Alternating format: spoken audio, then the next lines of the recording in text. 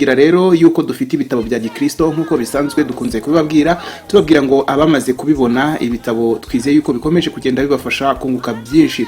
Dufite ubuhamya bwinshi cyane yuko umuntu wari we wese wakoresheje kimwe mu bitabo byacu agenda hari byinshi yunguka atarazi. Imana rero ibahe umugisha. Dufite igitabo cy'itangiriro ku buryo bucukumbuye, gicukumbura ibyabaye mu gitabo cyose cy'itangiriro. Birumvikana ko ari igitabo gicukumbuye, kivuga nk'ubuzima bwa Enoke bagiye babaho batarajya musubira mu ijuru, kivuga ubwana bwa Aburahamu, kigenda kivuga ibintu byinshi Bibiliya itavuze, ahanini kubera ko Bibiliya yanditswe hakurikijwe umugambi mugari w'Imana, ntago ari akantu ku kandi. Imana rero ibaho umugisha. Nimba wifuza icyo gitabo uratwandikira kuri nimero igaragara muri description. Hanyuma nanone igitabo kindi cyitwa inkuru zitavuzwe zo mu buzima bwa Yesu, ni igitabo nacyo gicukumbura ibikorwa byose Yesu yakoze ariko ntibibashe kuba byakwandikwa mu butumwa bwiza. Impamvu nuko mbere na mbere Abisiraheli ntibari bwandike ibyo Yesu yakoze akiri umwana, kuko muri Isiraheli agaciro k'umuntu katangiraga kugaragara afite imyaka 30, cyane cyane imihamagaro y'ubuhanuzi n'indi yose yo gukora Imana. Nibwo rero igihe cyabaga kigeze, muri buka kubwo yakoraga igitangaza kikana Galilaya, yavuze ngo mubyeyi igihe cyanjye ntago cyari cyakageze.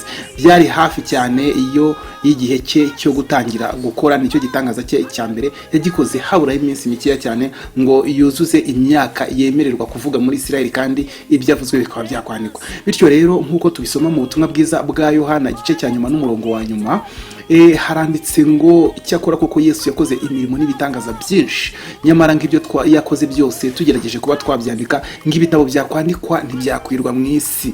Icyo ni kigaragaza yuko hari ibindi bintu byinshi Yesu yakoze ariko tutabashe kubona muri Bibiliya. Ibyo rero twabikubiye hamwe mu gitabo cyitwa inkuru zitavuzwe zo mu buzima bwa Yesu. Uragishaka uratwandikira kuri nimero iboneka hano muri description.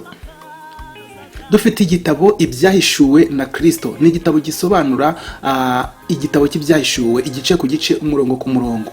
Ntuzongere kuvuga ko igitabo cyagukomereye, ngo ibyahishuwe n'igitabo gikomeye. Ntago gikomeye muri iki gihe, kubera ko ibishwe n'iby'Uwiteka, ariko ibyahishuwe byose byahishuriwe abantu kugira ngo tubimenye tubinezererwe. Yewe igitabo cy'ibyahishuwe cyo mu gitabo nyirizina handitsemo ngo hahirwa umuntu wese usoma amagambo y'ubu buhanuzi, hanyuma ngo hahirwa n'abayumvira bakitondera ibyanditswe. Ni ukuvuga rero yuko icyo gitabo Imana yiteze ko tugisoma kandi tukacyumva. Nimba ucyifuza uratwandikira muri description.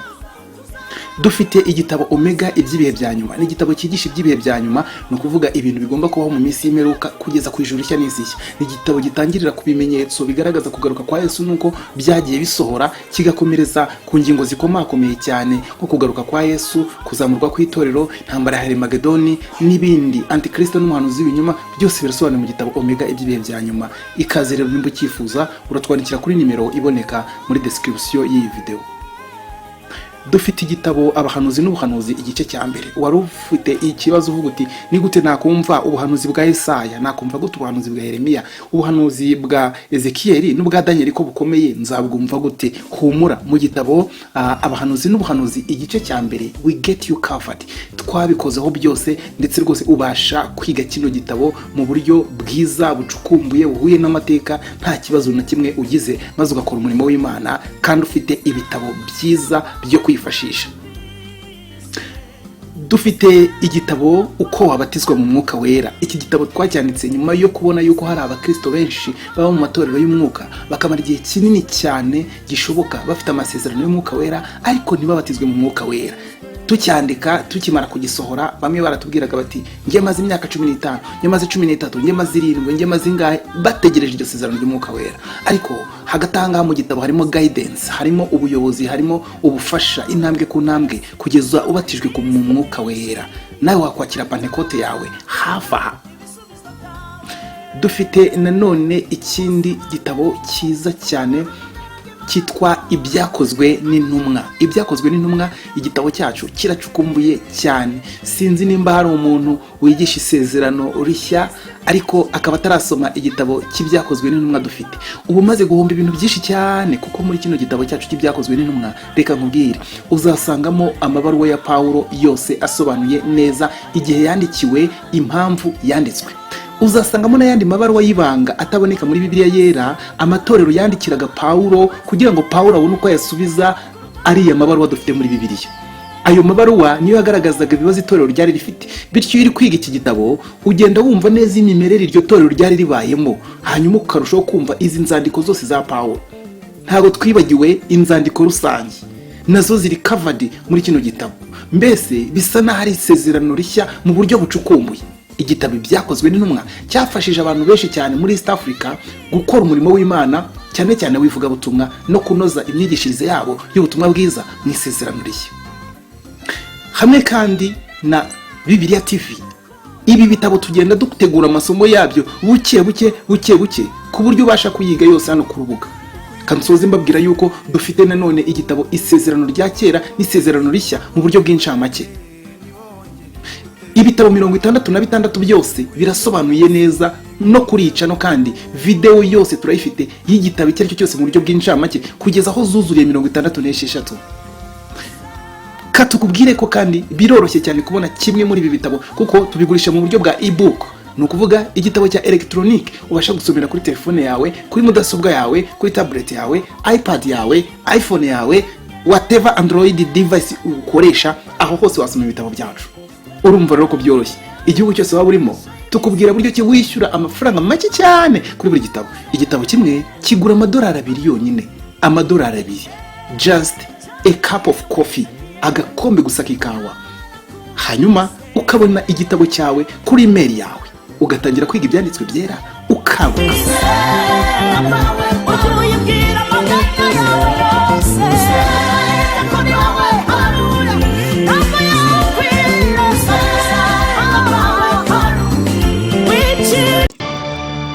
Nanone kandi filime yindi twabateguriye, Esawu na Yakobo, baratubwira bati hari inkuru z'abavandimwe babiri bavutse basa naho bahanganye.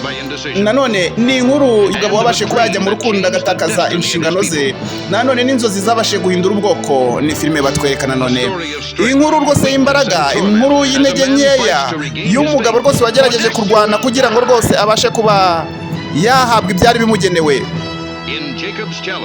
Barry Williams araza gukina ari Yakobo, Stephen Elliott araza gukina ari Isaka, Johnny Lockhart arakina ari Rebecca, Tanya Loba arakina ari Beshima, Bruce Fairbairn arakina ari Hassan, Peter Fox araza gukina ari Esawu. Jacob challenge cyangwa se ikigeragezo cya Yakobo, nanone baragenda batubwira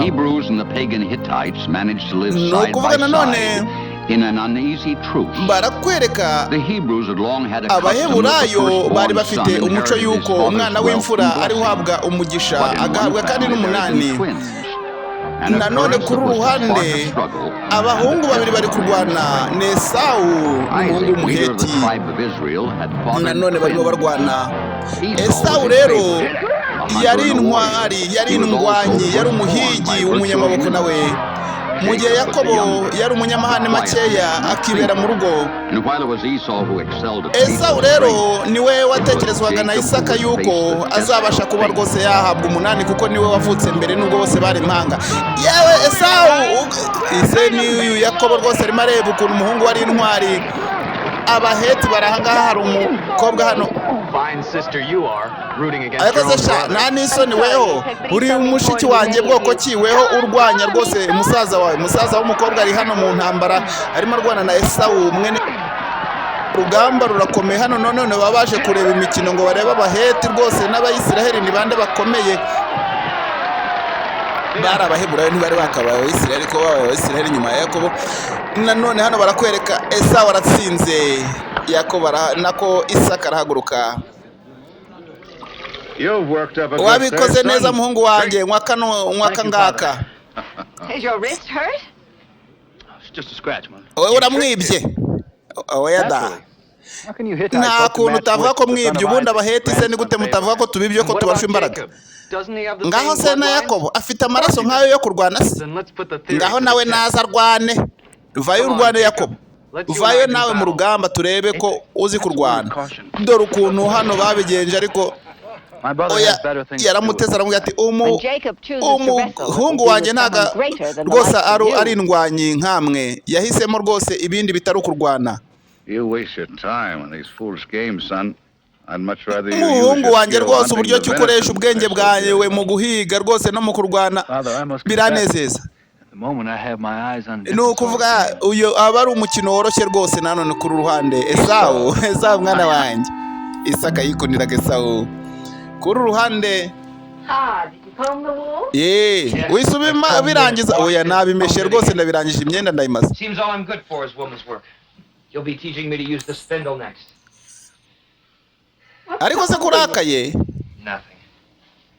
Except that I resent being made the brunt of all the jokes around here while Esau no reaps all kuvuga the glory. ibintu byose ibyo ari byo byose Yakobo Esawu hano ni ufite icyubahiro. And Esau felt called upon to protect me. Bizaba bisabwa yuko Esawu ari we rwose undinda. I don't need his protection. I'm tired of rwose being nanjye ubwanjye humiliated. ndasuzuguritse cyane sinzi kurwana sinzi ibiki byose baravuga ngo n'umuhanyamahane make wiberaga mu rugo none rero mwese arabakunda nk'uko rwose mbakunda so arabakunda oya dakunda Esawu cyane uyu ni Rebeka n'umuhungu we mu by'ukuri akunda wenda mo cyane Esawu nk'uko nanjye nkukunda cyane no kuvuga ngo kuko yavutse agahe gatoya mbere yanjye niyo mpamvu imigabane yose azayihabwa umugabane w'umwana w'imfura umigisha byose akabitwara ibi ni biki Yakobo rwose mu gihe rwose nari ngiye kubyara impanga Uwiteka yarambwiye ngo mu nda yawe harimo amahanga abiri kandi bamwe bazakomera kurusha abandi ni ukuvuga ngo umutoya azaba mukuru kuruta rwose umukuru ni ukuvuga ngo niko byagenze se ni gute nyine ni gute nimba bazankorera bavutse mbere ibyo ntabwo ari ibyo kwibaza icyo dukwiriye kwibaza ni ukwiringira Uwiteka tugategereza twihanganye mu by'ukuri mu yandi magambo urashaka kwiba ubutware bwa Esawu ukabuma Uwiteka nabishaka nzabwibada urashaka kwiba umuhungu mu gahundi nzakora ibyo Uwiteka azategeka byose ngewe ibikorwa byose bya Esawu biragaragaza ko adakwiriye umugabane w'umwana w'imfura ntago rwose bigaragara ko akwiye kugira uwo mugabane oya ni umuvandimwe wanjye ndamukunda kandi rwose nifuza ko yasohoza inshingano ze neza ariko we ntabwo ibyo bitekereza Esawu ateye ukwe byari inshingano ikomeye kandi byari bikomeye cyane ibyo Yakobo yagombaga kuba yakora nanone Yakobo yaje kureba umuvandimwe rwose we Esawu ngo arebe ko yamugarura mu nzira akazakurikirana inshingano yahawe n'Imana yibereye mu baheti barimo bakina abamu babyinira ibimansuro nabo barahari aha ni mu baheti afite umusheri hariya mu baheti bamwita Beshima aritegereza dore ngaho yewe muvandimwe uje hano niwe nje kureba Esawu yewe eze uyu nguyu yaje kumara iki nta kindi ashoboye uretse gutsindwa uze yaza aho bakinira ndashaka kuvugana nawe Esawu vayo sohoka uvugane nanjye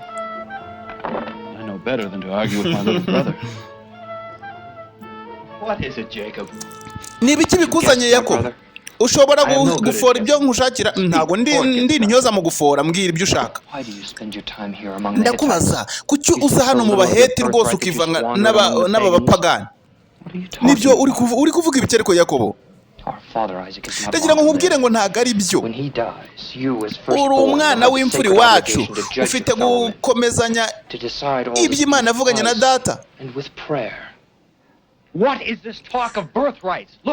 ariko ibyo uvuga ni ibiki ngo umwana w'imfura nk'imigabane ng'ibiki ndagira ngo nkubwire ngo uyu wari ukwiye kuba umunsi wa mbere ukwiye gufesinga responsibility zawe ukwiye kumenya icyo wahamagariwe gukora nk'umwana w'imfura dore Aburahamu yarazi Isaka yakagombye kukuraga Esawu none dore ukwiye kubimenya ukava mu baheti nguko ku rundi ruhande Isaka ntabwo yigeze yemera inama rwose z'umuvandimwe we nanone barakubwira ngo Esawu ntiyago yigeze yumvira inama z'umuvandimwe we ku rundi ruhande baramukwereka yigiriye guhiga yagiye kure cyane kuri uwo munsi abasha kuba yahiga ariko kuri iyi nshuro Imana ntabwo yamuhaye umugisha wo kugira icyo afata ararasa akarasa ubusa umunsi wose yarawirije hepfo haraguru hirya hino mu bihanamanga akabonye kamucika iyo abonye imucika ku rundi ruhande yabonye akandi gasha agerageza kukarasa ariko nanone ntabwo byamworoheye kuri uyu munsi. Umuhungu w'Abisiraheli yagiye rwose kuba yakundana n'umuhetikazi ngo ibyo byababaje umutima wa Rebeka, niko Bibiliya itubwira. Hari akanyamaswa yabonye kuri uriya ruhande ariko Imana ntimwishimiye namba.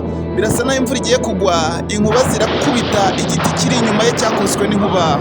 Biragaragara ko hariho umujinya w'Imana yuko Esawu adashaka gukurikiza amategeko y'Imana ngo akomeze umugisha Imana yahaye Aburahamu, Isaka.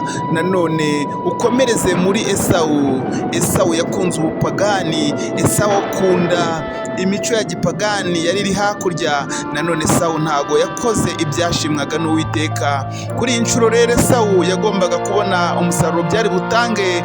Filime Esawu na Yakobo, Esau and Jacob. Esau didn't come home last night. Yewe ndahangayitse cyane. Esawu ntago yari yaza. No. Yagiye guhiga. It was late. I warned him not to. And then the storm broke. Esawu araza kwiyitaho si umuhigi se? Ariko se waramuvugishije igihe namwibutsaga inshingano ze? Yarambwiye ngo nimba ari njye ubishoboye nzabyiteho. Ndagukunda kandi nawe ndamukunda, ariko ntago yiteguye rwose kuba icyo amasezerano yacu avuga. Isaka rwose ubwo yagiye mu Baheti nkwiye kuvugana na so. Uyiteho cyane Yakobo. Nanone baravuga ngo yari umunyamahane makeya Yakobo akibera mu rugo. Hanyuma Rebeka nawe yikundiraga Yakobo kuko yabamubagaho hafi kandi agakurikiza amategeko y'Imana. Yaje gusenga aravuga ati Uwiteka ndasaba umpe ikimenyetso. Nimba rwose ko ari njye uzayobora ubwoko bw'Abisiraheli wampaye ikimenyetso Uwiteka. Ntago nshaka rwose kubabaza umuvandimwe wanjye. Ariko rero nawe ameze nk'udashaka kubyitaho. Nyereka inzira rwose Uwiteka nshobora kubicishamo nanone kugira ngo n'ubuzima bwanjye bukomeze kuba amahoro. Kuva mu gitondo kugeza ku mugoroba igicamunsi kikubisemo Esawu yatashye yanogonotse. Ku rundi ruhande Yakobo aricaye hari utwo arimo ateka. Kuri inshuro ibishyimbo byari byagiye kure mu gutukura, agasozi kari kagiye kure mu gutukura. Esawu yarahingutse kuva mu gitondo nta kintu yafashe. Yewe Esawu we muvandimwe, twari twatangiye kuguhangayikira. Yewe we vaye rwose. Yewe natagangaye, yewe natagangaye kandi nta nakanyama ncyuye mwoga byaramwe. Ese utetse ibiki? Yewe ntago ari ibintu birenze. Just a simple stew. N'agasosi kari aho ngaho karimo ibishyimbo. Like manna from heaven. Ntabwo nzi ngo ni mutiki cyane mushingirira ariko harimo ibishyimbo. Only I'd known you were coming. As it is, I barely made Oya da, ibi bishyimbo ni njye wabyitekeye gusa ntabwo ari bya buri umwe wese. I have to inspect the flocks all the way to Gaza. I won't have another chance to eat. Ntabwo napfa kubiguha. Little brother, I am dying. Ndashaka gupfa. Mpereza kuho rwose ku bishyimbo. I'm sure mother will have something. Oya nanjye hari ikintu nkushakaho. I cannot walk another step. Ntabwo natera intambwe iyo ariyo yose ngiye gupfa. Basi ntacyo nyumvisha numva ukuntu bimeze. Yakojeje ku mwuko mu kahiko aramuzanira. Umva ukuntu bimeze. Kibuza hatawe. Hatawe. I give anything in the world. Yewe kuri iyo sosi yawe bishyimbo ntago ikintu cyose ushaka ku isi pe. You mean that? Ikintu cyose wakimpereza? Nakiguhereza rwose pe. N'umugabane wawe umwana w'imfura wawuma. Ariko urakina hari. Uzi ko ukina yikombera udushyimbo. Urakina mpereza mu mugabane wawe nguhereza ibishyimbo. Hakoze sha. Ndimo ndenda gupfa urupfu ruransatiriye uraho ngaho uvuga ngo imigabane. Urabizi ibyo ntabwo mbyitayeho by'imigabane ngo umugabane y'umwana w'imfura nyiherereza agasosi. None twaguze ubwo twaguze nyine mpereza ako gasorori ka musosi nirire shaho ngo kuko yagurishije ubutware bwe agurisha ubutware bwe ariko Bibiliya ikatubwira mu baheburayo ngo ntimukabe abantu bagurisha ubutware bwanyu bafata iby'Imana bakabitesha agaciro ngo bakabigurisha agasororo k'ibishyimbo nanone niyo wahabwa ibice 27 rwose by'ifeza ntago wagenza neza cyane nk'uriya barimo bagarutse nanone muri challenge mu kwiga kurwana nanone hariya n'abaheti n'abaheburayo arurasa tagati cyane ntago ajya ahusha hirya hari habanje umuheta arahusha ariko kuri uruhande Esawu rwose abikoze neza dore kiriya nacyo nicyo kureba gusa Mwarimba bikoze se weho wagiye ukarwana kandi ubwo ni Yakobo barimo baserereza nanone Yakobo oya ndabyemeye noneho ndabyemeye mumpereze ndwane ya fashe rwose hano rwose umuheto wa Esawu agerageza kuba yarasa ibi bintu Yakobo ntabimenyereye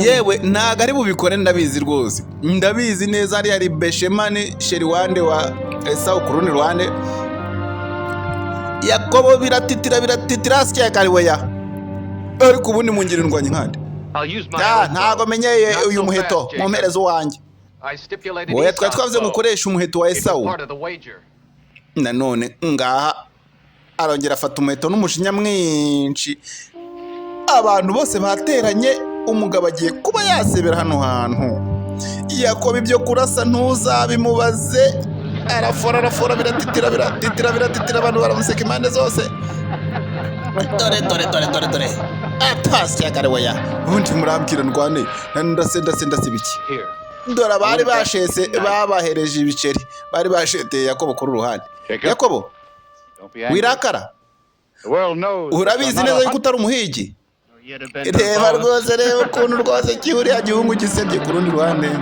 Yakobo ntago ibyo kurasa yarabishoboye challenge zaramunaniraga bityo kumva ko adashoboye ariko Imana yari yarabonye ko Yakobo ese kucyurakaye Yakobo ndarakaye nyine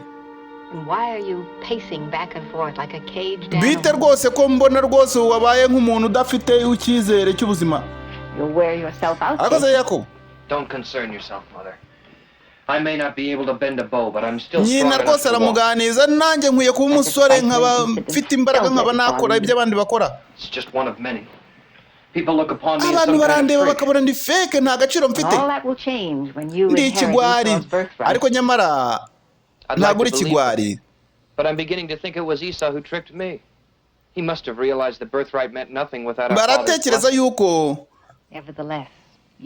nyamara ndakubwira Yakobo umugisha wa so rwose n'umurage w'umwana w'imfura uzawubona iri jambo Imana yavuze urayisuzuguye gira ukwizera Yakobo nubwo uriya kurusha niweho rwose uzazungura umuryango wacu Esawu wongera uratsindwa se barimo bakina kandi uko bakina niko basheta dore hamaze kugeramo ibice by'ifeza 700 uzabibona rwose ntuzabibura igihe rwo cyose uzaba wahawe umunani wawe uzishyura ntabwo nkiri umwana w'imfura nabihinduye gute se byatangiye gute se ngo udaba umwana w'imfura ubu tware bwanjye nabugurishije wagize ute nabugurishije rwose ubwo se baguhaye iki kugira ngo ubutange yewe mbikubwiye ntushobora kubyizera reka twikomereza umukino yari akasororo k'ibishyimbo nanone filime no kwikomeza filime no kugenda ariko rero ndabona rwose ntugire ikibazo rero reka mbe ngiye kandi ntugire ikibazo cy'uko nzakwishyura amafaranga tuba twashese umugabane w'umwana w'imfura nawugurishije ariko umugisha wa data ndacyawusigaranye nguko ibi bintu n'ubwa mbere mbyumvishe n'agatangaza umuntu agurisha umugabane w'umwana w'imfura sinzi icyo twakora nyamara kandi Yakobo ashobora kuzatsindira rwose ibya Isaka kiriya gihugu kiri hariya njyewe birumvikana yuko hari icyo dukwiye gukora kugira ngo Esawu rwose aba ari uragwa biriya bintu. Dukwiye kubateranya kugira ngo byibura Yakobo napfa 8 ube uwa Esawu, kandi Esawu afite umukobwa wacu urabizi yari yarashatse Beshima. Nanone urambwira ngo tubigenze gute? Ese urashaka ngo nkore iki? Urashaka ngo aze kuza muhe inzoga nkwe? Nze kuba se namwiteguye muri ubu buryo? Ukwiye kuba uri wenyine weho na Yakobo. Yakobo naza umugumana ahangaha natwe ibindi turabyikorera. Ndabizi rero. Niki kintu ndakora? Turashaka rwose intego imwe rwose ishobora kugera ku ntego kurusha ikindi kintu cyose. Mu by'ukuri ari buze kuza. Naza rero. Ariko ibi bintu murimo mumbwira n'ubushukanyi. Urashaka kuguduteranya njyewe n'umukunzi wanjye Esawu? Oya, ndashaka kugira ngo Esawu abe ari we rwose ubikirangirire, kandi urabizi ko ari umugabo wawe. Ibyo nibiba uzatsinda kuko imigabane yose hizaza rwose biyawe. Ariko se Esawu nimba yashaka kuvugana nanjye kuki atiyizenga ndebe? Uranyihanganira? Icyo nzi neza nuko bambwiye ko nza nkakubwira, nkakubwigezaho ubutumwa yuko Esawu agushaka ari mu ihema rya Basheba. Nanone yari yarishakiye inshoreke, hari uwo batumye ahangaha. Ibi ntabyo nzi. Ku rundi ruhande uyu mukobwa bamubwiye bati se uramuha umwenge, bati wapi? Uramuganiza iki se? Bati byibura umugarije ku Mana byatinda.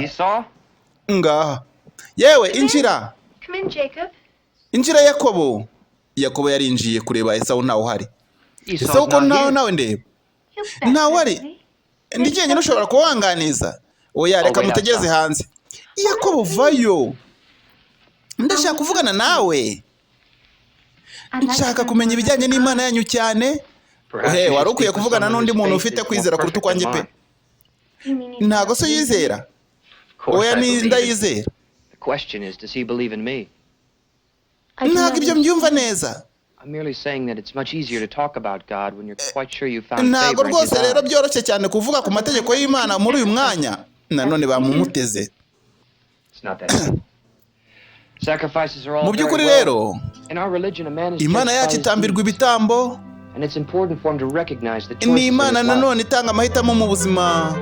Uwagiye guhiga bo bagiye guhiga bagiyeyo, ariko basize bateze umutego ngo bagaragaze yuko Yakobo agerageza guca inyuma Esawu, hanyuma Esawu agira umujinya yice Yakobo, hanyuma ubutware bube ubwa Esawu kuko akundana n'umukobwa wawe. Yewe wakubona uri intwari kabisa mu kurwana. Niko uri muguri kabisa ko uwo buhati wawe uguhiga. Ariko se murimo muvuga ibiki? Muze hano tuhige. Yewe yaba guhiga byari bigufitiye umumaro nk'uko Yakobo. Nanone ibyo nakubwira kuri Yakobo ni agatangaza rwose, ntago wabyizera. Uzi ko Yakobo akundana na sheri wawe Beshima? Ibyo urimo urakina. Uzabyibonera. Ibyo urimo urakina nyamara. Mu by'ukuri ibyo nkubwira ntiwabyizera. Ngiyo wagiye guhiga Yakobo rwose ngo aba yisanzuye nganezeranwa rwose ngo na Beshima. Ni ibintu rwose utakwizera. Ibyo ngibyo rero ni ibyo muri kumbwira mugira ngo mutume ntakaza ibitekerezo byanjye simbashe guhiga. Nyamara rero ndagira ngo tukubwira ko ibyo tukubwira ari ukuri da. Wabikurikirana. Esawu uwo munsi umuhigo ntiyawucyuye, yahise ajya kureba. Mu kureba koko ni ukuvuga ngo da sogokuru Aburahamu yakoranye isezerano n'Imana. Umuntu wese akorana isezerano n'Imana. Ni ukuvuga nanone yewe bisa naho bikomeye cyane nuko Imana igira amasezerano. Ariko nanone harashyushye kuri iki kintu. Mu by'ukuri nshishikajwe no gufasha ubwoko bwacu gukomeza amasezerano. Esawu yaraje yumva baravuga arinjira. Uriya nawe yifata nkaho mu by'ukuri hano niho uri se nawe. Where else should I be? Nagomba kuba ndaha. Wavuze ko ushaka kuvugana nanjye njyewe. Someone had told me my own brother. Abantu babimbwiye umuvandimwe wanjye. Ntabwo nshobora kubyizera. I suppose you were telling each other. Isi nize nkuru muri kuvuga se. Namubwiraga amategeko y'Imana. Umva kandi. Imana ahantu hose, Imana mu majyepfo, Imana mu majyaruguru. None se ntabwo unshaka hano? Mushaka aha ngaha? Sinzi imikino uri gukina ariko niwe wantumyeho. Yakobo, imikumbi yawe yakubanye mitoya ku buryo uza aha ngaha kwa madamu wanjye ha? Utangiye kutakaza kwihangana kwawe. Ndagusezeranya. Umva ibyo ntabwo wabimbwiye. Nimba aricyo kintu icyo aricyo cyose wakora, kuki waje kureba uyu mukobwa? Ndaharahira nta kintu cyabaye. Uri gutekereza iki ariko ubwo? Ndagutekereza yuko ushaka kuntwara n'umugore nyuma yo kuntwarira ubutware. Uriya yaritambitse ariko bamujugunya nk'hariya. Yakobo, mu minsi mike uzitegereza uzabona. Nushaka ihane ku Mana kuko ubugiye gupfa. Bikore. Nimba ubishaka. Ngaho nyica noneho nimba utekereza ko nagerageje kuba naguca inyuma. Ntabwo nkikeneye kubaho ngaho nyica. Uratangaje. Urashaka rero kuba wandiganya kabisa ukandiganya. Niba ubwabo bohereje intumwa yuko ushaka kuvugana nanjye, kuki utanyizera ubundi? Ushaka kuvuga ko bakubeshyera? Bishaka kuvuga ko ari wewe ushaka kudushwanisha wewe wa mukobwa we. Umbabarire banshutse cyane. Barambwira ngo kuko azatwara 8 ngo ubwo rero bibaye byiza ko mwangana byaba byiza. No kuvuga ngo ni ibyo ngibyo mwese muratekereza 8 wa data rwose murawubarira. Bari uyu ni umuvandimwe. Akwiye kubimenya. Tekereza ukuntu ababyeyi banjye baba baguhangayikiye. Mpangayikira iki ariko? Ibi by'abaheterega namaze kubifatira umwanzuro. Byamaze gukorwa. Nanone nta kindi wavuga umuhungu yari yakunze akunda. Amapfa yarateye ku butaka bw'i Kanani. Kubona amazi biba ikibazo, ubutaka burasatagurika. Ntabwo rwose byari byoroshye. Nuko Abisiraheli cyangwa se bene Isaka bajya mu burengerazuba kuba bashakisha ahantu hari amazi. Barakwereka ku ruhande aho babambye amahema. Yewe iki ni icyaha cya Esawu kubera gushaka abaheti rwose kiduteje rwose aya mapfa. Ariko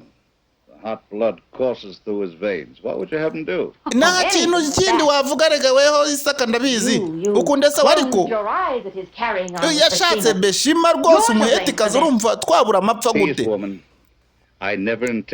Njye urabizi neza ko atari njye wabigizemo uruhare ngashaka uriya mugore. Ariko ni wararangije uravuga ngo ni uzagusimbura. Ariko niko bimeze mu mihango rwose n'amategeko yacu. Ariko njyewe ndagira nkubwire ngo niko Imana yabitegetse yuko umwana w'imfura ari ubona 8. Isaka rero wagira rwose umugisha ku Mana uramutse ushyize Yakobo imbere kurusha uriya Isaka. Ibyo bintu tubivuze igihe kirekire rwose Rebeka. Ubutaka burumye. Dukeneye iriba kandi rwose abaheti bari kudutera amahane ku iriba ryacu. Nibyo kigezweho ibindi tuzaba tubivuga. Iri riba ni iryacu. Iri ni iriba rwose ryacu. Umuntu uri bugerageze kuryegera ni uri buze kuba yakwicwa mbere. Ariko rero turi benshi kubaruta Esawu ubyibuke. Dufite uburenganzira kuri iri riba. Ubuhe burenganzira mufite? Iri riba n'abagaragu ba data baricukuye. Baricukuye ariko ku butaka bwacu bw'abaheti. Nanone ariko rero ntabwo mwigize muri koresha, nitwe twarikoresheje. Muze noneho ariko turi benshi kukurusha rwose wirwana natwe Uwiteka ari ku ruhande rwanjye none bakwema inkota ngo barwanire iriba nanone inkuru y'amariba Yakobo yaraje ati oya ndabinginze reka mvugane na Esawu umwanya mutoya ariko Esawu we ntubona ko ari benshi cyane Uwiteka ari mu ruhande rwacu ariko ni gute wizeye ko urashaka ngo twitange kabisa dutange iriba ryacu nibwo buryo bwiza reka baritwaraho kugira ngo barwane ni gute se turabona amazi nk'uko wabivuze kare Imana iri mu ruhande rwacu Imana iratwereka ahantu hari amazi ahangaha Esawu yumvire Yakobo ku nshuro ya mbere binyuze mu nama ya Yakobo mutware iriba nimutware iriba muvome twigendera mu kugenda nanone hano hari umugaragu yewe nawe urashaka tujye gushaka amazi vayo nkurikira yikundira Yakobo uyu nguyu rwose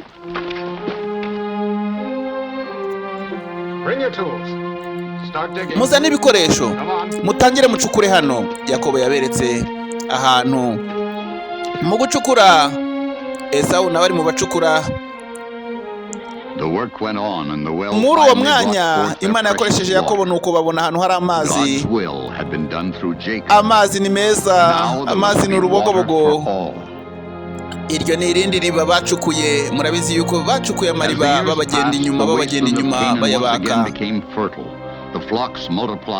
nanone rero amatungo yariyongeye ariko Imana agendaga itanga ibikenewe wabonye Rebeka uburyo Imana ari igitangaza kidukunda nubwo rwose Esawu yashatse Beshima ariko Samweli nako Yakobo niwe werekanye aho amazi ari yewe data ku rundi ruhande amazi yabonetse ariko nanone abaheti iriba barwaniye naryo ryumye nyakubahwa turashaka amahoro tuje mu mahoro twabonye yuko Imana yanyu yabayoboye ku mazi ariko Imana yacu ntabyo ishoboye biragaragara yuko Imana yanyu iruta Imana yacu none turashaka kugirana isezerano ry'amahoro namwe ayo magambo uvuze rwose ndayanezererewe nanone kuri ruhande cyo bakwereka cyo Esawu yabigenje neza rwose Esawu Yakobo arakora akantu keza bagashima Esawu nanone ntabwo byari byoroshye ninde uzaba umuragwa w'amasezerano y'Imana muri uyu muryango ni inkuru ya Esawu na Yakobo Missionary CYIZA Benjamin uri gusobanura iyi filime nanone barahogosha intama hano kuri ruhande barazikuraho ubwoya kandi nanone imisaruro iriyongera abasarura barasarura nanone mu bwoko bw'Abisirayeli imyaka yarese irataha ariko rwose birasa naho Esawu yari yegereje gupfa nanone nari nkwitabye data ndadore ndashaje mwana wanjye yewe iminsi yo gupfa kwanjye iregereje icyo nshaka data ni uko warama imyaka myinshi yewe ntabwo meze neza ni ukuvuga ngo ngomba guhesha umugisha umwe mu bana banjye kandi abo babiri ni weho rwose ngomba guhesha umugisha kubera yuko ari ubushake bw'Imana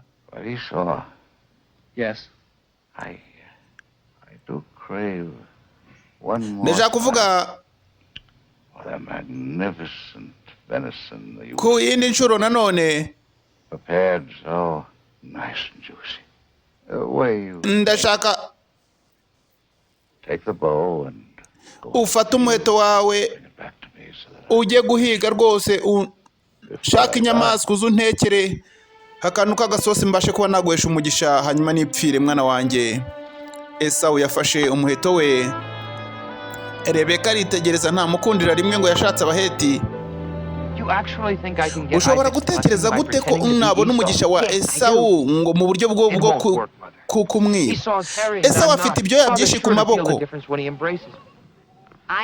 Ndabizi neza ikiratuma ugaragara nk'aho nawe uri sabyoya shambo. Kandi urashaka ko umugisha data yari yagennye uhinduka umuvumo kuri njyewe. Ndabizi yafashe ubwoya bw'ihene ahantu hose, yamwambitse ibyoya. Ubu rero ufite ibyoya byinshi kuruta umuvandimwe wawe. Ambara uyu mwenda wa Esawu nanone. Ariko ngaho genda umubwire ko ari we Esawu, turebe ko yaguhesha umugisha mwana wanjye. Inyama ntibari bazibuze, barazitogosheje, barangije baramushyira. Nanone kuri uruhande Filime Esawu na Yakobo, channel ni Bibiliya TV. Uwiteka mana yanjye, ubushake bwawe ni ubuhe kweri? Ukubeshya rwose umuvandimwe wanjye nkunda? Ibi nibyo bizasoza ko kubuhanuzi?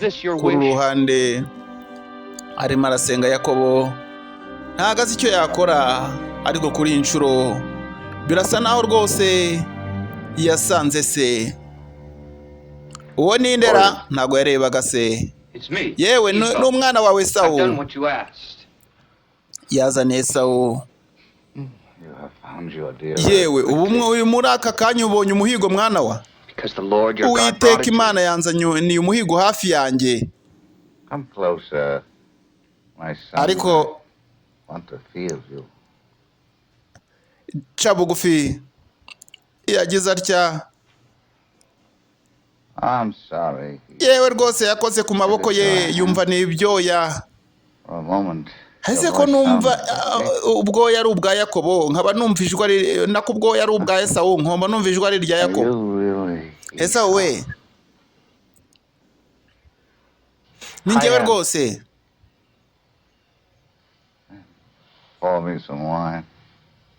Ngaho mereza icyo nagutumye. Hano hari utunyama yari yamutumye nanone. Yarariye, amaze kurya yamuhaye nako kunywa. Kuri uruhande yarageze mu zabukuru. Wakoze rwose mu muhungu wanjye. Ariko umuhigo ubonye rwose mu buryo budasanzwe. Nsoma muhungu wanjye. Yagira ngo amuhumurirwe, yahise amwegeka wa mwenda wa Esawu.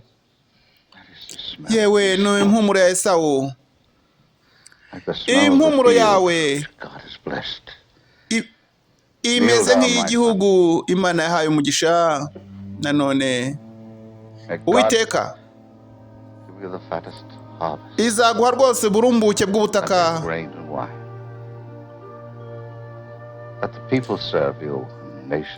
Abantu bazagukorera, amahanga azakwikubita imbere. Izaba Imana yawe, amahanga azakugarukira. Uzakuvuma wese Imana izamuvuma, uzaguhesha umugisha azawuhabwa. Nanone azanye ukuboko ashyiraho kwa bya byoya by'ihene. Mu yandi magambo wagiye guhiga Esawu, umugisha watanzwe, ariko Esawu yari yaje nawe ku rundi ruhande. Esawu mukuza, data ndabizanye rwose. Nitwa Esawu. Mana yanjye we, mana yanjye. Esawu, uravuze ngo uri Esawu? Yego rwose. Birye rwose bitarakonja, namaze kurya. Biriya ibiryo bya Yakobo yavuze ngo niwe Esawu. Namuhaye imigisha yose mwana wanjye. Yari Yakobo ndabizi. bwa mbere yatwaye ubutware bwanjye bw'umwana w'imfura, bwa kabiri atwaye n'umugisha wanjye. Namaze kumushyira hejuru yawe, namaze kumuha ubutware bwose hejuru yawe. Niki nsigaranye se naguha ko nta mugisha mfite mwana wanjye? Umugisha wari wamushiranye, Yakobo yari yawutwaye. Ku rundi ruhande Esawu yasohotse ameze atyo. Yakobo we mana yanjye, kwikubitira yatwaye ubutware bwanjye bw'umwana w'imfura, bwa kabiri atwaye n'umugisha, agomba gupfa. Rebeka ari kubyumva. Aya ni amasaha ya nyuma, agomba gupfa rwose. Urupfu ruri hejuru y'ubuzima bwe. Nanone barakwereka Rebeka na Yakobo. Ntubizi se rwose ndihisha hehe ko umuvandimwe wanjye ashaka kunyica? Ndabizi. People often say I'll kill you when they're angry, but it's a long way from the word to the deed. Anyway, he said he wouldn't do it while Isaac was alive. Who knows how much longer your Arashaka father will rwose be kuba with us. yanyica. Ni And ngombwa after he rero dies, ko it'll be too late for you to run to ugenda. safety. Well, how can I None just se get ni up gute and leave? byagenda? What excuse will I give Nagenda Father? data atabizi. No excuses, Oya da. Jacob.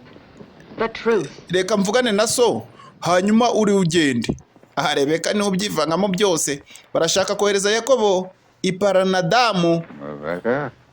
Nanone ni kwa bene wabo, iryo ngiyo bagiye gutura. Yewe, hari umusomo. Is there anything that you need? Hari icyo ushaka? Oya da, oya rwose. Isaac. Hari ikintu kitagenda neza? Esau urashaka kwica Yakobo. Ndatekereza ko numara gupfa Jacob will be taken from me also. nanone Yakobo yazagukurikira akicwa. Yes, Father. Yewe, Yakobo sari hehe? Nyegera mwana wanjye Yakobo. Yakobo yaraje. You deceived me. I should be very angry with you. Mbabarira data. I thought I was carrying Nari out nzi ko ndukora God's ubushake will. bw'Imana. My heart grieves me for what I've done. Niyo mpamvu nakoze biriya. Do anything at all to atone.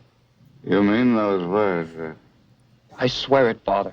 Nabirahirira rwose data. And the Lord God will forgive you. Uwiteka azakubabarira mwana wanjye. Nkuko nanjye nkubabariye. Umwana we yaramubabariye.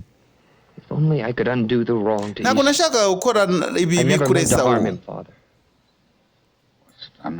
Nanone Perhaps it was God. birashoboka ko hari inzira z'Imana. Maybe that you are more fit to rule. Kuko rwose ni weho wagaragaraga yuko ushoboye kuba warinda iby'umuryango kurusha umuvandimwe wawe. I only did what I thought was Nanjye nakoze right. ibyo natekereje yuko bishobora kuba ari byiza. But Esau now. Ariko none Esawu none araguhiga, arashaka kukwica. Can't let that happen. So I'm None sending ndakohereza to pay ujye them i Padanaramu. the home of your uncle. Nanone They will choose uzahitemo for umugore mu bwoko bwacu, uzahitemo umugore mu bari bene wacu. you will Uzagaruke return and rule our people. ubwo rwose umuvandimwe wazaba yashize uburakari. Nanone nguko Isaka yabwiye Yakobo kuba yajya kwa Labani rwose muri bene wabo. Nanone barakwereka ni bene wabo. Rebeka byose ni ubyihisha inyuma, arimo rwose agenda bihuzahuza ngo kuko Imana bimweretse atwite. Kuri uru ruhande mama, I'll never see you again. I know it. sinzongera kukubona, ndabizi neza. For everything that's Ikintu cyose happened, cyabaye I take the sins upon my ni head. ibyaha uri njyewe rwose, Imana ibimbareho mwana wanjye. Nanone asezeye kuri Yakobo. Mu gusezera kuri Esau is wild with rage. murabizi neza The only reason he will not kill Jacob is yuko that I ngayanga still live. Esawu ngo yibye rwose Yakobo umugisha. If he murders his own brother, he'll be banished by Murabizi his neza people. And I'll be forced to yuko go with rwose him. ngo agiye kuba yagenda rwose ngo akava n'inaha akagenda agahunga. I might never see my people or family again. Hari uri kubyumva? And if some accident should befall Jacob, Ni gute Yakobo mwamureka akagenda koko? An accident. then you and your husband would stand to gain the whole of Isaac's nubirapfa ngo umugabo wawe ntago ari ukiyurazwe bya bindi byose byari bya Isaka. Uyu ni sheri wa Esawu. Ni ukuvuga ngo mushobora kuba mwamutera ukuntu mukamuterera ahantu nko mu butayu kugira ngo rwose nanone imigisha ikomeze ize noneho kuri Esawu. Nanone Yakobo nanone yifatiye urugendo arerekera hari umuhamagaye, yiyumvaga inama bamugiriye, inama z'ubugambanye. Ni wewe narinje kukubwira, barashaka kukwica. Kunyica? Nakoze iki? Kubera yuko rwose wakoze ibintu bibi kuri sheri wa Beshima. None se muri ubu butayu uratekereza ko baba bahari? Ahantu rwose bashobora kuba bahari, gusa dushobora kwihisha ahantu hamwe tukaba rwose twabasha kuba nabasha kuba nagufasha. Ku rundi ruhande hari ibyo bakoze bimeze nk'ibipupe hariya babyambika barabiryamisha kugira ngo baze kugira ngo rwose ni Yakobo uharyamye. Baraje babitera ibyuma. Gutera ibyuma ni ibintu by'ibifufumango biraho gusa, bishatse kuva yuko Yakobo yari ahari. Babaguye gitumo Yakobo na wa mugaragu rwose wikundiraga Yakobo, bagerageza kuba barwana kuri inshuro. Mu kurwana hano ni mu butayu nanone, Yakobo agitangira urugendo yerekeza kwa Labani. Barakwereka ndagira ngo mbabwire ngo nkijije ubugingo bwanyu mbambishe kugira ngo musubize rwose message kwa Esawu. Mubwire rwose Esawu ko musaba imbabazi, ngaho mufa hangaha mugende se. Nanone abari baje kumwica bashiki b'umugore wa Esawu ntago babashe gutsinda. Nanone reka nsubireyo, ntago twajyana. Imana ibane nawe, nawe Imana ibane nawe Yakobo. Ngayo nguko Yakobo nanone yaratangiye urugendo rwo kwizera. Ubu yari yerekeje kwa Labani aho yaje gushaka Leya na Rasheli bakabyara Abisiraheli. Yarasenze ati Uwiteka Imana njya nkubona mu gihe nkukeneye. Ubu ni bwo buryo amasezerano yawe asohora Uwiteka. Igihe kimwe nzagaruka mu rugo se kweri? Ndakwinginze Uwiteka uvugane nanjye, mbwira. Nanone ibibazo byawe bisa naho rwose bidashubijwe. Kuri uwo munsi ngo ibibazo bye ntibyashubijwe. Nuko Yakobo ashaka ubushake bw'Imana, nubwo bitari byoroshye. Nta kindi yari bukore rero. Imana itamushubije kuri ayo manywa, bwamwiriyeho yararyamye yisegura ibuye. Yakobo nuko yaryamye.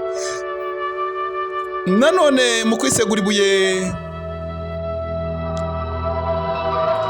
Imana yaramuvugishije nijoro. Umucyo wavuye mu ijuru. Imana yavuganye na Yakobo nanone kuri inshuro imukomereza isezerano. Nanone tukubwira ngo dufite igitabo itangiriro ku buryo bucukumbuye gicukumbura zino nkuru zose, kiri mu bitabo twamaze kwandika kugira ngo bibafashe kwiga Bibiliya buri munsi. Ni Missionary CYIZA Benjamin. Yakobo ndi Uwiteka Imana ya Aburahamu na Isaka so. Ntugire rwose ubwoba Yakobo, kuko ndi kumwe nawe. Weho n'ubwoko bwawe mbahaye umugisha. Inzira zawe ntizizaba zoroshye. Bazakunyanganya rwose cyangwa se bazakuriganya nk'uko wariganyisha abandi, ariko ukomere. Nzabana nawe Yakobo. Umunsi umwe uzagaruka muri kino gihugu. Ushimwe Uwiteka. I will set up a pillar to mark this place.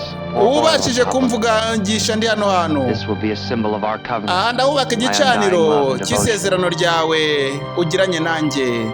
And so at long last, Aha the niho yagize confused Beteli young man nanone. finally found his God. Nanone Jacob would be Yakobo forgiven by yababariwe Esau na and would one day Esawu return to bwa Canaan. nyuma. Here he would be judged Hanyuma so nanone great that the Lord was to change his name to izina rya Israel. Yakobo Imana yarihinduye Isiraheli, nguko iyo nkomoko y'Abisiraheli. Nanone akaba ari nako filime igenze. Missionary CYIZA Benjamin we wayibasobanuriraga. Imana ibahe umugisha, turabakunda cyane, mukomeze kugubwa neza mukurikirana byinshi tubategurira kuri channel yacu ya Bibiliya TV. Nimba utarakora subscribe, turagusaba ngo ukore subscribe kugira ngo utazacikwa na byinshi tugenda tubategurira. Imana ibahe umugisha. Dusoze tubibutsa ko dufite ibitabo bya Gikristo byagufasha kwiga Bibiliya buri munsi. Turaza gusigamo itangazo ribyamamaza kandi Imana iguha umugisha nawe ubutaha.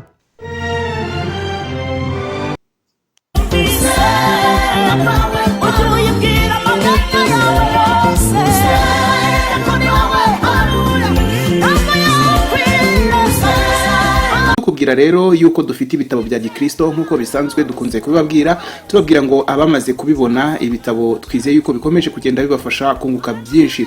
Dufite ubuhamya bwinshi cyane yuko umuntu wari we wese wakoresheje kimwe mu bitabo byacu agenda hari byinshi yunguka atarazi. Imana rero ibahe umugisha. Dufite igitabo cy'itangiriro ku buryo bucukumbuye, gicukumbura ibyabaye mu gitabo cyose cy'itangiriro. Birumvikana ko ari igitabo gicukumbuye, kivuga nk'ubuzima bwa Enoke bagiye babaho batarajya musubira mu ijuru, kivuga ubwana bwa Aburahamu, kigenda kivuga ibintu byinshi Bibiliya itavuze, ahanini kubera ko Bibiliya yanditswe hakurikijwe umugambi mugari w'Imana, ntago ari akantu ku kandi. Imana rero ibaho umugisha. Nimba wifuza icyo gitabo uratwandikira kuri nimero igaragara muri description. Hanyuma nanone igitabo kindi cyitwa inkuru zitavuzwe zo mu buzima bwa Yesu, ni igitabo nacyo gicukumbura ibikorwa byose Yesu yakoze ariko ntibibashe kuba byakwandikwa mu butumwa bwiza. Impamvu nuko mbere na mbere Abisiraheli ntibari bwandike ibyo Yesu yakoze akiri umwana, kuko muri Isiraheli agaciro k'umuntu katangiraga kugaragara afite imyaka 30, cyane cyane imihamagaro y'ubuhanuzi n'indi yose yo gukora Imana. Nibwo rero igihe cyabaga kigeze, muri buka kubwo yakoraga igitangaza kikana Galilaya, yavuze ngo mubyeyi igihe cyanjye ntago cyari cyakageze.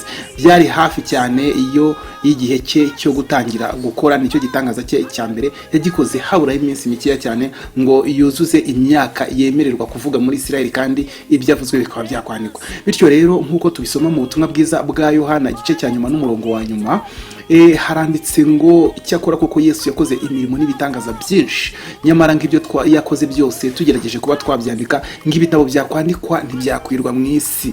Icyo ni ikigaragaza yuko hari ibindi bintu byinshi Yesu yakoze ariko tutabashe kubona muri Bibiliya. Ibyo rero twabikubiye hamwe mu gitabo cyitwa inkuru zitavuzwe zo mu buzima bwa Yesu. Uragishaka uratwandikira kuri nimero iboneka hano muri description.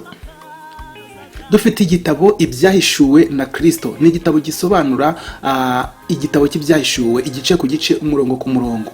Ntuzongere kuvuga ko igitabo cyagukomereye, ngo ibyahishuwe n'igitabo gikomeye. Ntago gikomeye muri iki gihe, kubera ko ibihishwe n'iby'Uwiteka, ariko ibyahishuwe byose byahishuriwe abantu kugira ngo tubimenye tubinezererwe. Yewe igitabo cy'ibyahishuwe cyo mu gitabo nyirizina handitsemo ngo hahirwa umuntu wese usoma amagambo y'ubu buhanuzi, hanyuma ngo hahirwa n'abayumvira bakitondera ibyanditswe. Ni ukuvuga rero yuko icyo gitabo Imana yiteze ko tugisoma kandi tukacyumva. Nimba ucyifuza uratwandikira muri description. Dufite igitabo Omega iby'ibihe bya nyuma, ni igitabo cyigisha iby'ibihe bya nyuma, no kuvuga ibintu bigomba kubaho mu minsi y'imperuka kugeza ku ijuru nshya n'izishya. Ni igitabo gitangirira ku bimenyetso bigaragaza kugaruka kwa Yesu nuko byagiye bisohora, kigakomereza ku ngingo zikomakomeye cyane nko kugaruka kwa Yesu, kuzamurwa kw'itorero, intambara ya Armagedoni n'ibindi, Antikristo n'umuhanuzi w'ibinyoma, byose birasobanura mu gitabo Omega iby'ibihe bya nyuma. Ikaze rero nimba ucyifuza uratwandikira kuri nimero iboneka muri description y'iyi video. Dufite igitabo abahanuzi n'ubuhanuzi igice cya mbere. Wari ufite ikibazo uvuga uti ni gute nakumva ubuhanuzi bwa Yesaya, nakumva gute ubuhanuzi bwa Yeremiya, ubuhanuzi bwa Ezekiyeli n'ubwa Daniel ko bukomeye, nzabwumva gute? Humura, mu gitabo abahanuzi n'ubuhanuzi igice cya mbere we get you covered. Twabikozeho byose, ndetse rwose ubasha kwiga kino gitabo mu buryo bwiza bucukumbuye buhuye n'amateka, nta kibazo na kimwe ugize, maze ugakora umurimo w'Imana kandi ufite ibitabo byiza byo kwifashisha. dufite igitabo uko wabatizwa mu mwuka wera. Iki gitabo twacyanditse nyuma yo kubona yuko hari abakristo benshi baba mu matorero y'umwuka bakamara igihe kinini cyane gishoboka bafite amasezerano y'umwuka wera ariko ntibabatizwe mu mwuka wera. Tucyandika tukimara kugisohora bamwe baratubwiraga bati ngiye maze imyaka 15, ngiye maze 13, ngiye maze 7, ngiye maze ingahe bategereje iryo sezerano ry'umwuka wera. Ariko hagatanga mu gitabo harimo guidance, harimo ubuyobozi, harimo ubufasha intambwe ku ntambwe kugeza ubatijwe mu mwuka wera. Nawe wakwakira pantekote yawe hafa. Dufite nanone ikindi gitabo cyiza cyane kitwa ibyakozwe n'intumwa. Ibyakozwe n'intumwa, igitabo cyacu kiracukumbuye cyane. Sinzi nimba hari umuntu wigisha isezerano rishya ariko akaba atarasoma igitabo cy'ibyakozwe n'intumwa dufite. Ubu maze guhomba ibintu byinshi cyane kuko muri kino gitabo cyacu cy'ibyakozwe n'intumwa, reka nkubwire, uzasangamo amabaruwa ya Paulo yose asobanuye neza igihe yandikiwe, impamvu yanditswe. Uzasangamo n'ayandi mabaruwa y'ibanga ataboneka muri Bibiliya yera, amatorero yandikiraga Paulo kugira ngo Paulo abone uko yasubiza ariya mabaruwa dufite muri Bibiliya. Ayo mabaruwa niyo yagaragazaga ibibazo itorero ryari rifite. Bityo iri kwiga iki gitabo ugenda wumva neza imimerere iryo torero ryari ribayemo, hanyuma ukarushaho kumva izi nzandiko zose za Paulo. Ntabwo twibagiwe inzandiko rusange, nazo ziri covered muri kino gitabo. Mbese bisa n'ahari isezerano rishya mu buryo bucukumbuye. Igitabo byakozwe n'intumwa cyafashije abantu benshi cyane muri East Africa gukora umurimo w'Imana, cyane cyane wivuga butumwa no kunoza imyigishirize yabo y'ubutumwa bwiza mu isezerano rishya. Hamwe kandi na Bibiliya TV. Ibi bitabo tugenda dutegura amasomo yabyo buke ku buryo ubasha kuyiga yose hano ku rubuga. Kansoze mbabwira yuko dufite nanone igitabo isezerano rya kera n'isezerano rishya mu buryo bw'incamake.